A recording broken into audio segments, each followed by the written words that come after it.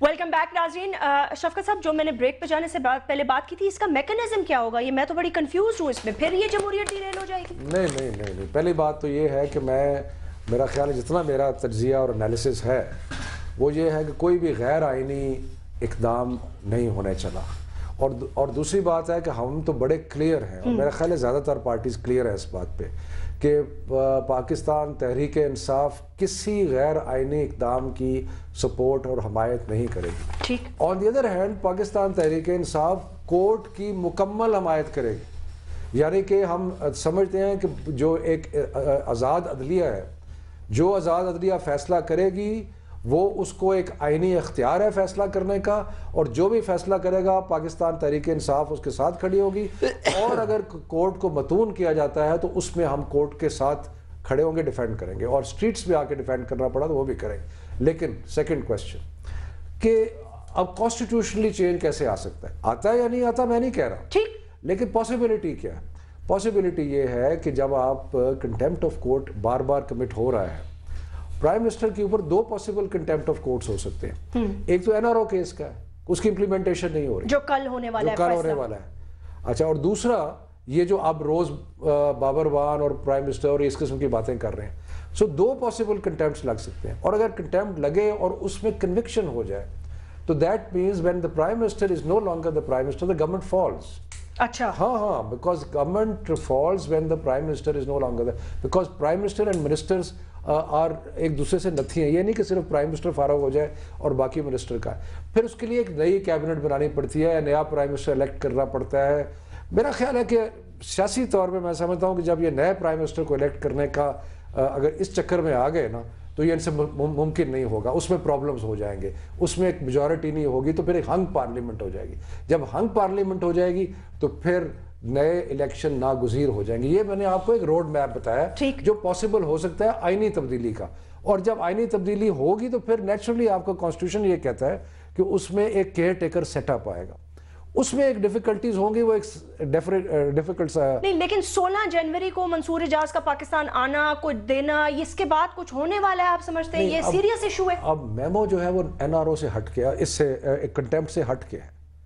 اس میں تو یہ ہے کہ اگر یہ ثابت ہو جاتا ہے, اور یہ ثابت ہونا ہے ابھی باقی, کہ ناٹ اونلی کہ حسین حقانی کا اس کے ساتھ لنک ہے بلکہ پریزیڈنٹ کا لنک ہے, تو پھر تو بڑی سیریس بات ہے نا کہ آپ کا پریزیڈنٹ اور آپ کا جو نمائندہ ہے امریکہ میں, وہ بیٹھ کے ایک فورن پاور کے ساتھ آپ کے ایک ادارے کے خلاف ساز باز کر رہا ہے, آپ کے نیوکلیر پروگرام کے خلاف ساز باز کر رہا ہے. تو دین to that it is attracting very serious provisions of the constitution. So پھر تو ہم ایک بالکل نئی گیم میں چلے جاتے ہیں, اور جس میں میرا خیال ہے کہ بہت معاملہ جو ہے وہ آگے بڑھ جائے گا. سیریس ہو سکتا ہے. ایسی کوئی بات نہیں ہے, نہ پریزیڈنٹ کا اس سے کوئی واسطہ ہے, نہ پرائم منسٹر کا. یہ ایک الزام ہے اور ہم شروع سے یہ بات کہہ رہے ہیں.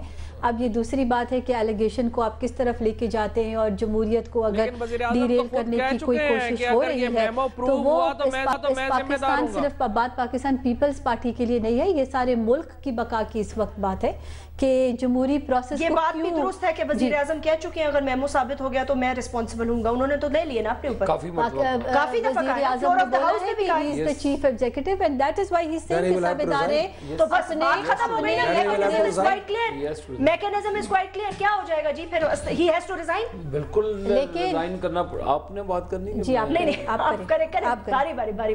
دیکھیں, جو شفقت محمود صاحب نے پاسبلٹیز بتائی ہیں, ایگری کرتا ہوں اس سے. اور یہ صرف پی ٹی آئی کا مسئلہ نہیں ہے آزاد عدلیہ کے لیے, یہ پورے پاکستانی قوم کا معاملہ ہے. اور نواز شریف صاحب بارہا اپنی ہر سٹیٹمنٹ میں یہ کہتے ہیں کہ ہم عدلیہ کے فیصلوں کو جو نہیں مانے گا تو اس کا محاسبہ کیا جائے گا. یہ عدلیہ نہ میری ہے نہ کسی کی ہے, پورے پاکستان کی ہے. اور ایٹ لیسٹ ایک ہوپ ہے جس نے کرپٹ لوگوں کو پکڑا, کرپشن کے اربوں پہ قوم کو واپس دلائے, تو وہ بھی تو حکومت کے لوگ تھے نا, وہ کوئی باہر سے لوگ تو نہیں آئے ہوئے تھے. تو جہاں تک فیصلہ عدلیہ کے فیصلوں کا احترام کرنا ہے وہ تو ماننا پڑے گا. اور جو کمیشن بیٹھا ہے اگر یہ گلٹی نہیں ہے, ہم نے تو چارج آپ پہ فریم نہیں کیا, ہم تو فیکٹس فائنڈنگ کر رہے ہیں کہ کون کدھر ہے اور کس طرح نہیں ہے. تو یہ چیزیں عدالتوں کا بار بار بیچ میں لانا اور ہیڈ آف دا اسٹیٹس کی طرف سے یہ سٹیٹمنٹس آنی کہ ہم نہیں مانیں گے، ہم نہیں بھیجیں گے، تو صدر صاحب نے خود یہ کنٹیمپٹ کی ہے کہ وہ کہہ رہے ہیں جی کہ ہم سوئس کو بھی خط نہیں لکھیں گے. انہوں نے کہا پاسٹ ہو گیا، ہمارا کیسے پاسٹ ہو گیا جی؟ کیسے پاسٹ ہو گیا؟ یہ تو کیس سپریم کورٹ میں چل رہا ہے، یہ پاسٹ کیسے ہو گیا؟ اور وہاں پر ایک سیریس جو پاکستان کے پیسے انوالو ہیں، کنوکشن ہوئی ہے وہاں پر، اور جو وہاں پر این آر او جیسے ڈیل کی گئی پرویز مشرف کے ساتھ، تو یہ تو it's a part of it. تو یہ جب تک ان لوگوں کو آئیڈینٹیفائی کر کے پاکستان کی لوٹی ہوئی ویلتھ کو واپس نہ لایا جائے، اگر تو یہ سمجھتے ہیں کہ گلٹی نہیں ہے تو خط لکھنے میں ان کو کیا پرابلم ہے؟ تو یہ کہنے کا مقصد ہے کہ آپ انسٹیٹیوشن کے ساتھ کنفرنٹیشن کی طرف جا رہے ہیں، اداروں کی تباہی کی طرف جا رہے ہیں. اور اگر وزیر اعظم صاحب کی آپ نے کل غور سے سپیچ سنی ہو 2 دن پہلے بھی کہ ہم سیاسی شہید بننے جا رہے ہیں، ہم شہیدوں کی پارٹی ہیں اور ہم بڑے دڑلے کے ساتھ یہ پرائم منسٹر شپ کریں گے. بھائی دڑلے سے آپ ضرور کریں، لوگوں کے جو مسائل ہیں، قومی مسائل ہیں، ان کو ریزالو کریں. ان میں آپ کی جو بدنیتی، آپ کی حکومت کی، آپ کے منسٹرز کی، آپ کی گورنمنٹ کی جو انوالومنٹ ہے، اس کو کیسے آپ کہیں گے کہ جی ہماری انوالومنٹ نہیں ہے؟ تو لہذا اس سینیریو میں جو قومی ایشو ہے، جو پاکستان دلدل میں پھنستا جا رہا ہے، اور اس شپ میں جو ٹائٹینک میں لوگ بیٹھے ہیں اور جنہوں نے ڈیلے کرائی ہوئی ہیں، تو ہم سمجھتے ہیں کہ تمام وہ افراد جو اس میں گلٹی ہیں، جس کی بھی جب بھی کسی دور میں انوالومنٹ رہی ہے، تو اس کو آنا چاہیے اور اس کو پکڑنا چاہیے. کسی کا کوئی لحاظ نہیں ہونا چاہیے، کراس دا بورڈ. بالکل. ایک اور بات یہ ہے، ایک منٹ جی، میں عابد صاحب آپ بالکل صحیح کہہ رہے ہیں، یہ کسی کا لحاظ نہیں ہونا چاہیے، لیکن پھر یہ اشتہاری مجرم جو ہے مشرف صاحب، یہ اشتہاری ان کو ہم نے نہیں بنایا، ان کو عدالت نے بنایا ہے. پھر ان کا بھی اشتہاری مجرم کا جو حشر ہوتا ہے، ان کو بھی بالکل ان کو ہم پکڑیں گے جب وہ پاکستان آئیں گے. اس میں کوئی دوسری بات نہیں ہے، کیونکہ ہم نے ان کو ریڈ کارپٹ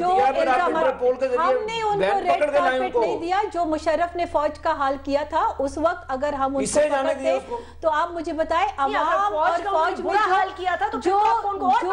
جو خلاف تھا تو ملک میں انارکی ہو جاتی. لیکن ابھی جب تشریف لائیں گے تو بالکل ان کو پکڑیں گے. خان جیسے مجرم کو ہم دیکھ رہا ہے پاکستان دوسری رائے نہیں ہے. دوسری بات جب سوئس کورٹس کی ہوتی ہے، یہ ہمیں سمجھا دیں کہ کیا پاکستان پیپل پارٹی کے لیے کانسٹیٹیوشن الگ طریقے سے انٹرپریٹ کیا جاتا ہے اور لوگوں کے لیے الگ طریقے سے انٹرپریٹ کیا جاتا ہے؟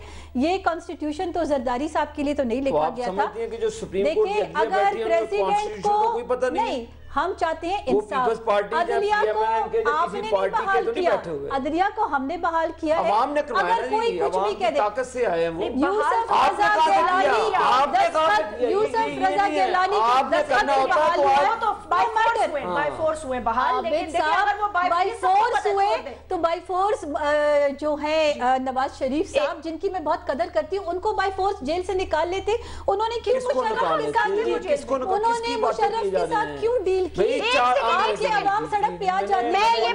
فواد چودھری صاحب مشرف کی جو آپ واپس جب آئیں گے تو سب سے پہلا سوال تو آپ سے یہ کیا جائے گا آپ کی پارٹی کے ہیڈ سے کہ آج جو کچھ پاکستان بھگت رہا ہے وہ اس لیے کہ آپ نے این آر او دیا.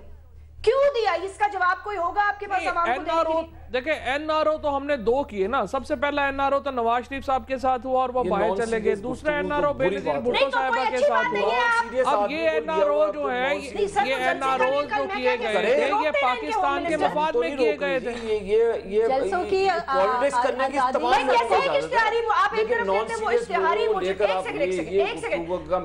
ٹھیک ہے، میں اوکے فائن. مجھے یہ بتائیں، وہ کہتے ہیں جی ایک اشتہاری مجرم ہے، وہ ٹیلی کانفرنس کر کے مزار قائد کے بعد جلسہ کر رہے تھے، تو آپ کے ہوم منسٹر نے کیوں نہیں پکڑا ان کو؟ یہ دیکھیں ان سے سوالیہ نشان. جب پاکستان آئیں گے تو بالکل بات یہ ہے کہ یہ مجھے آپ کی یہ ٹرمینالوجی آپ کی سمجھ نہیں آتی. ایک سیکنڈ میں بولے فواد، یہ این آر او کے حوالے سے آپ سے سوال نہیں کیا جائے گا جو آپ نے کیا، اور یہ کہہ رہے ہیں جاتے جاتے فوج کے ادارے کو تباہ کر گئے؟ نہیں، این آر او دیکھیں، میں ذاتی طور پہ تو این آر او کے کوئی خلاف بھی نہیں ہوں. اس کی وجہ یہ ہے کہ بے نظیر بھٹو کے ساتھ این آر او کیا گیا تھا اور 10 سال سے لوگ پڑے ہوئے تھے، وہ کیسز ڈیسائیڈ نہیں ہو رہے تھے. انہوں نے کہا جی این آر او کریں تاکہ وہ لوگ چلے. بے نظیر بھٹو کو پاکستان آنے دینا تھا یا نہیں آنے دینا تھا؟ وہ نہیں آ رہی تھی پاکستان اس کے بغیر. آپشن یہ تھی کہ 3rd ٹائم پریمیئرشپ منع کر دیں. وہ چودھری صاحبان نے اس وقت کہا کہ نہیں، تو 3rd ٹائم پریمیئرشپ کے علاوہ انہوں نے یہ جو این آر او تھا وہ اس کو کر دیا. لیکن یہ تو پیپلز پارٹی والے اس کو ڈیفینڈ نہیں کر سکے. نواز شریف صاحب کا این آر او ہے، اس کا کوئی ذکر نہیں کر رہا.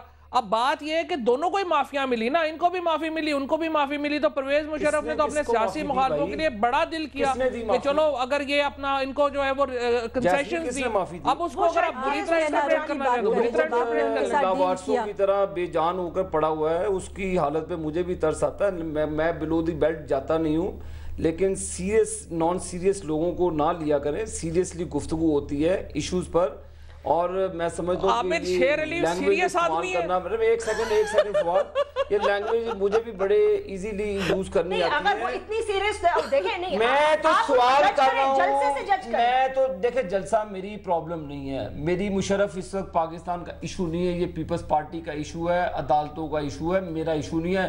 میرا ایشو اس وقت جو پاکستان کے مسائل ہیں, گیس, بجلی اور میمو جیسے, اور بھی ایبٹ آباد, یہ میری سمیشن ہے کہ پبلک جو اس وقت پبلک پرابلمز ہیں, جو پبلک ایشوز ہیں, ان کو ڈائیورٹ کرنے کی سازش تو پنجاب میں پبلک ایشو حل کرو نا یار, جا کے عابد بھائی پنجاب والوں کو بتاؤ نا پبلک ایشو حل کریں. آپ کے پاس آپ کے چولہے بند ہو رہے ہیں پاکستان, $1.5 ارب کا پروفٹ کا صوبہ شہباز شریف صاحب نے ٹیک اوور کیا تھا, آج 426 ارب روپے کے لون پہ کھڑے ہیں. ہماریوں سے جو آپ نے رینٹ پارٹی آپ ہائر کی ہوئی ہے, 426 میں کیا ہو گیا, ویسے یہ آپ لوگوں نے ایکچولی سوچا ہے کہ پاکستانی معیشت کو جان پہنچا, تو میں تو آپ سے یہی تو پوچھ رہا ہوں, میں تو شفقت صاحب بھی بیٹھے, میں تو پاکستان کے ایشوز کی بات کرنا چاہتا ہوں کہ آپ پاکستان کے مسائل, جو بھی نئے الیکشن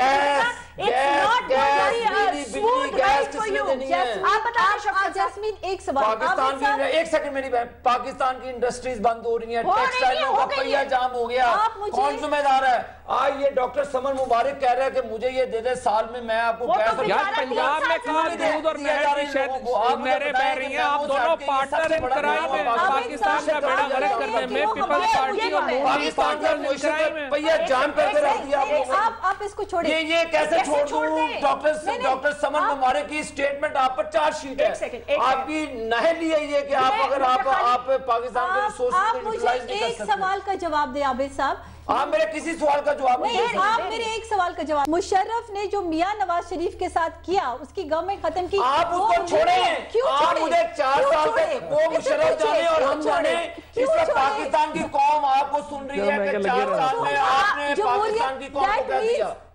یہ جمہوریت ہے کہ آپ کو لوگ کہہ رہے ہیں کہ مفت میں گیس لے لو, مفت میں بجلی لے لو, آپ بیٹھے ہنس رہے ہیں. آپ چاہتی ہیں کہ ہم اتنے مسائل پاکستان کے تباہ کر دیں تاکہ آنے والی حکومت بنا سکے. یہ میں ایک سیکنڈ, آپ کیا کر رہی ہیں میرے پاس؟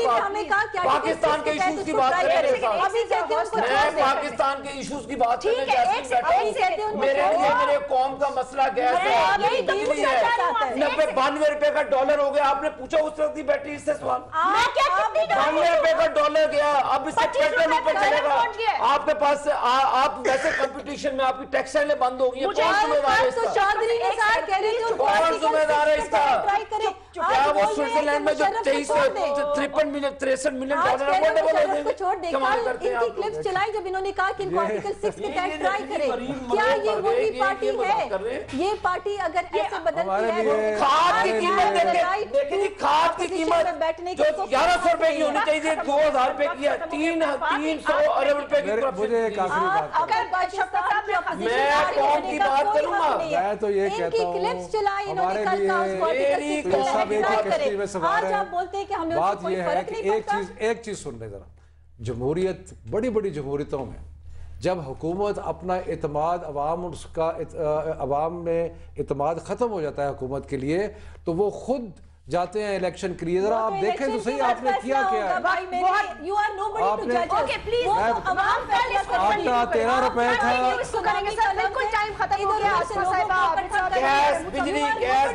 بہت بہت شکریہ. Thank you very much. We will continue this discussion tomorrow.